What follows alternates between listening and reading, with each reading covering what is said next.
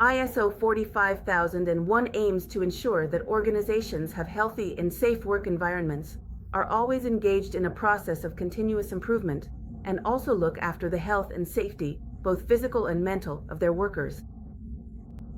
To implement this standard, we need to follow the high-level structure that allows the ISO family to have clauses organized in a logical structure, which I will use to be able to carry out an implementation that is coherent and truly simplified.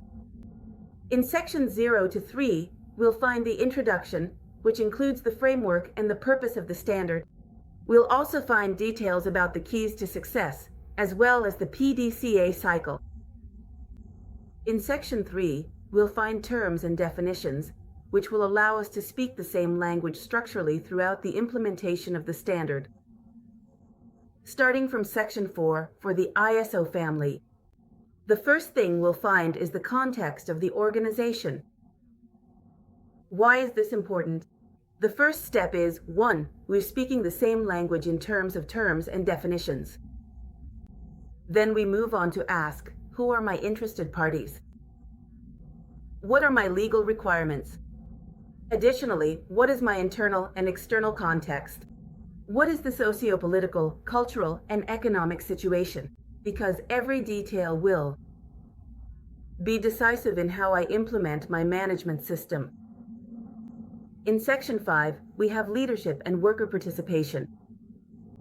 Leadership because it's management, the top leader of the organization, who must take the lead on the system. Obviously, there will be people like the safety department or the person in charge, but they're not the ones responsible. It's the manager, the area leader, who will carry out all of the follow-up, the support, and of course, is the one who will allocate the resources so that the system is efficient. And a very important part is that the participation of each and every worker is required, not just the management side of the organization, but all the workers who carry out the tasks. Their daily tasks are fundamental when it comes to communication, but also to listen so that the system is truly relevant. In section 6, we find planning. That is, if we have already identified our context, our processes, our activities, and what successful forms of communication to use, then we start to define what real actions, on a day-to-day basis, will allow us to identify hazards, control risks, and prevent anything that affects both physical and mental health. Section 7 refers to all the supports, that is, what resources are necessary for the system to work, what is the competence of the staff, and how is my awareness process to make this effective. It's also important for the organization to define what documented information it will use. This is a very important change in the standard because previously it was the standard itself that established which records were required. In this new model, in this new version, it is the company that will determine what documented information I will keep, which will allow me to ensure the traceability of my system.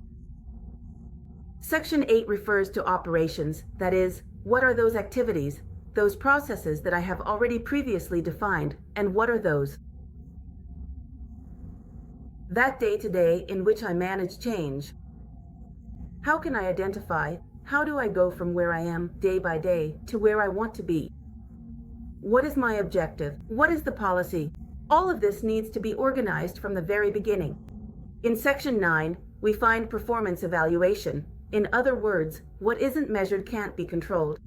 So I need to identify how I am going to monitor my system, how I am going to evaluate my system, how I am going to determine if my system is working. Normally, that's where we find indicators, internal audits, but what's fundamental is management review. And in section 10, we talk about continual improvement.